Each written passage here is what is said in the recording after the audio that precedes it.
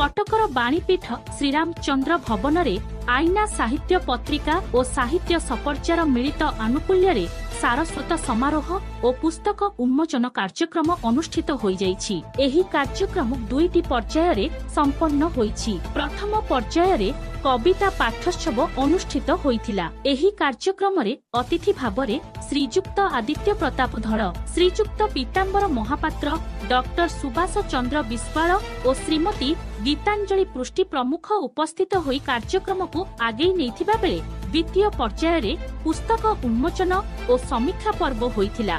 आईना प्रकाशनी द्वारा प्रकाशित सुपरिचित लेखक तथा अध्यापक बनबिहारी दासंक प्रबंध संकलन चलापथ और सुलेखक तथा बहुमुखी प्रतिभा डाक्टर कमलाकांत नायकंक कविता सकलन भावांजलि शुभ उन्मोचन होई जाइछि। एही कार्यक्रम रे मुख्य अतिथि भाव रे श्रीजुक्त विभूतिभूषण मिश्र जोग देइथिबा बेले सम्मानित अतिथि रूपे श्रीजुक्त मृत्युंजय मिश्र, सुश्री अंजलि प्रभा पट्टनायक और उत्कल साहित्य समाज साधारण संपादक श्रीजुक्त राजीव सदंगी प्रमुख उपस्थित होई कार्यक्रम को विशेष भाव में सफल करथिले।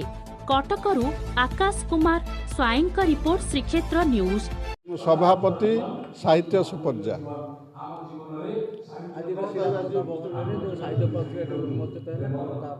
आपरे मत हला आपनकर हमर जोड़ाए बही तो गोटे भावांजलि आ गोटे हला चलापथ।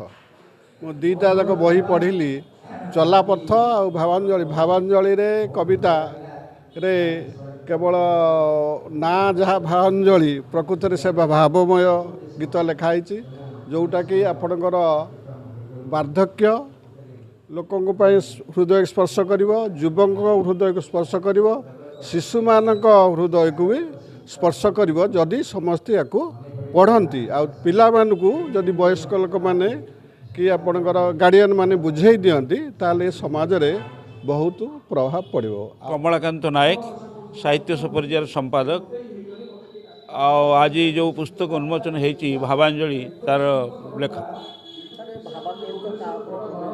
भावांजलि संपूर्ण गीति कविता, यहाँ छांद कविता। वर्तमान समाज में छांद कविता ना खूब कम, तेणु आम प्रयास कर छोट प्रयास अतीतर आमर जो कवि मान जो छंदर कविता थेला, राग संगीत थेला, से धारा को पाठक मान को फेरे आने गोटे छोटिया प्रयास आम करूँ।